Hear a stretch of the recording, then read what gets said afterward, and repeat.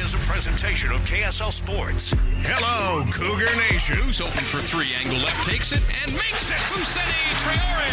And listen to the Cougar Nation. Every Monday night, we break down the last week of BYU basketball and look ahead to the Cougars' prospects for the postseason. Cougar Nation. Here's BYU insider Mitch Harper and Matt Baiamonte on Utah's legacy home of the Cougars. KSL News Radio. Good evening, Cougar Nation. Welcome on into your show, Cougar Nation, here on KSL News Radio, hosted by me, your BYU insider for KSL Sports, Mitch Harper.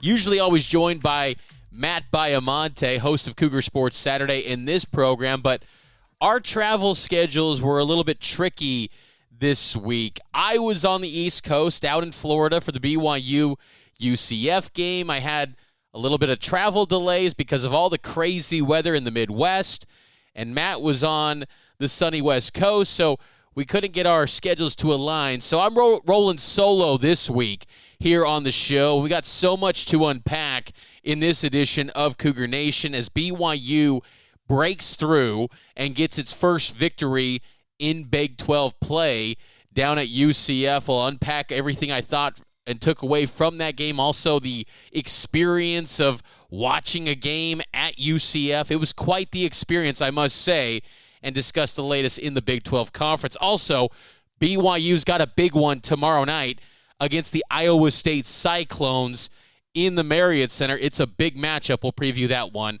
as well here on Cougar Nation. If you want to be part of the show, 801-575-8255. You can also text me, 57500.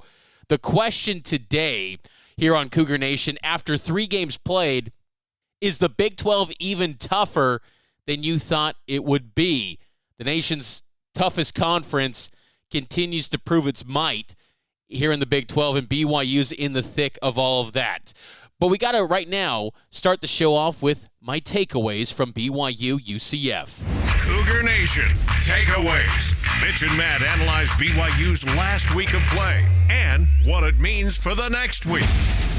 BYU 63, UCF 58. The Cougars get their first win in Big 12 play. They're 13-3 overall, 1-2 in the Big 12 Conference. Last week, BYU had a tough setback to Baylor, and then they bounced back, went to the East Coast for the first time since 1999. BYU played a true road game in Florida, and they come away victorious against the Knights. Takeaway number 1, BYU had a halftime lead for the third time in Big 12 play, but this time they held on and finished the job, delivering Mark Pope his 100th win as the head coach of the Cougars. When BYU had the halftime lead, there was a lot of feeling of, okay, nice start. BYU is doing everything that you expect them to do. They were the favorite going into that game against UCF, and mind you, UCF was riding high coming into that matchup. They had just knocked off the Kansas Jayhawks. You talk about getting your breakthrough first Big 12 win. The Knights, who were the preseason 14th team in the coaches poll in the Big 12, they took down the preseason favorite. So there was a lot of confidence from the side of UCF, but there was also the letdown potential. And BYU rolls into Orlando. They had that halftime lead, and my goodness, they did everything in their power to potentially give that game away to UCF. UCF reels off a 14-2 run and gets it down to a 1-point deficit when BYU had things rolling. They were up by 13, riding high in the second half, and then UCF made things really interesting for BYU. This was Mark Pope after the game, if his team's relieved to finally get their first Big 12 win. In terms of relief, I don't know if we have relief. I think we're just hungry to just go find a way to win a game, and now we're hungry to go try and find a way to win another one. Look, Pope can spin it all he wants. There's got to be some relief, because had you lost that game to UCF, you would have been staring down a world of then facing Iowa State, who's a top 10 team in the net rankings. You would have then had a game against Texas Tech on the road, who's undefeated in the league, and then against Houston next week, and then Texas. you could have gone the whole month of January without a win had you not got this one against UCF. But the fact that BYU finished the job and they faced adversity, I mean, it wasn't pretty by any stretch.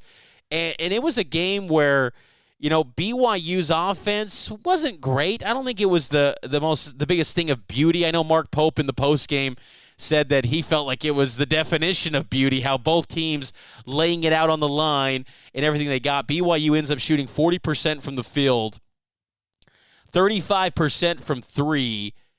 But I think one of the big things that I took away from this game was that BYU got tougher, too, in the second half. The size of UCF with Ibrahim Diallo, the 7-footer, transfer from San Jose State, who was the star against Kansas.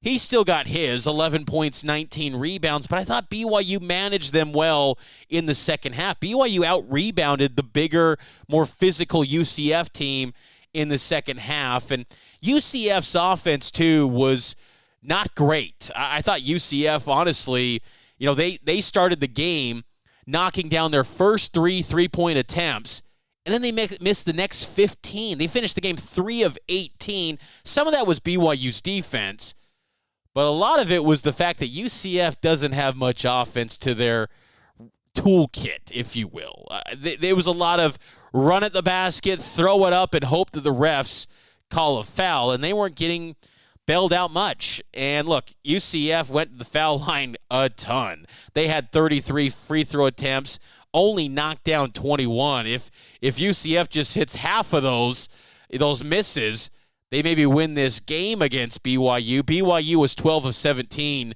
from the free throw line, but they did enough. And one of the stars as we transition into takeaway number 2, Ali Khalifa, the 6'11" center for BYU, was the star of the game for the Cougars. This was Mark Pope on Ali's ability to stretch the defenses against opposing teams. I don't know if I've had a player that expands the floor. We talk all the time about we have to find a way with the team we are, with the skills we have to make a way to force teams to guard 27 feet by 50 feet. In our estimation, most teams probably make you guard 18 by 48 feet. And so we're trying to get 27 by 50. And I've never had a player that expands the floor as much as Ali at the 5, being so dangerous, shooting from the three-point line, adding what we believe is another 30% of the game to our offense. He's super dangerous. And, I thought he was important. Khalifa finished with 17 points, 6 of 12 from the field, 4 rebounds. He did have 1 assist, but kind of a probably cringeworthy 4 turnovers. But, hey, he's going to say, so what? You got the win. And, oh, by the way, Khalifa had a highlight-worthy dunk that no one saw coming from Khalifa. This was Ali after the game in Orlando on his big dunk in the second half that caught everyone by surprise. So great. Nobody expected that, obviously. Nobody in the whole world, I guess, expected that. But it was a great play. Coach told me to have some energy. I just subbed back in. And in my head, I was like, he's going to fall for it, and I would go try and dunk it. And it was a perfect opportunity. It feels great, obviously. And, many more to come, It was impressive, and because you don't expect that from Ali because he's not the most athletic guy, and he admits that. He's someone that even told me, he's like, I'm not the greatest athlete in the world. I know my limitations. Then for him to rise up and go throw that one down, it just embodies the physicality that Big 12 games showcase. And takeaway number 3, that was a much-needed road win. It ends a 7-game road skid for BYU in true road games. And think about this. BYU had not won a true road game since January 7th, 2023. That was at San Diego. That was a 20-point win in that one. BYU had not won a true road game since then. So it was time for BYU to break through and get that road success. And look, you might say on the surface, well, it was UCF. Folks, I was there at that game. That was one of the more electric crowds I've ever been to for a college basketball game. And I'll fully admit, I haven't been everywhere around the gamut of college basketball. But maybe it was because my low expectations for UCF. That student section was packed to capacity. It was a good crowd. It wasn't a sellout. It holds about 10,000 fans. I think it ended up somewhere in the 8,000 range for the game. or 9,137. It was a good crowd, and they were energetic. There was a good portion of BYU fans in attendance for that one. So the fact that you go into that setting and win that game, I thought it was a big win for BYU, and Mark Pope was even impressed with the atmosphere that UCF had down in Orlando. I'll be honest, man, I hope this doesn't hurt feelings or make people mad at me, but kind of as we previewed the league this year, one of the things we thought was like this UCF venue was not going to be like over the top electric. It's probably maybe the best gym we've played in so far. It's incredible, and it's just a tribute to the league.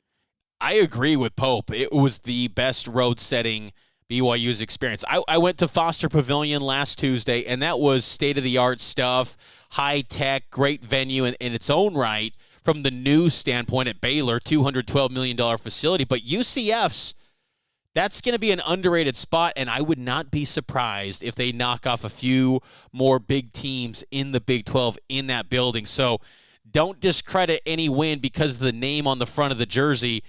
That's a rising venue for UCF in the Big 12. It was quite the experience, too, and it was fun. In the pregame, going around the arena, they have all these restaurants around. They had a fan zone, and they had these Welcome to Orlando banners for all the Big 12 teams, BYU included. UCF is all in on being a Big 12 school, so it was a fun atmosphere. It was very impressive, but it even was more fun for BYU as they get the win, 63-58, as the Cougars improved to 13-3 overall in the season, 1-2 in Big 12 play. We're taking a timeout. On the other side, we'll get to the question of the night. The difficulty, the challenges of the Big 12 Conference. Where does BYU stack up within all of it? We'll hit on that next right here on Cougar Nation.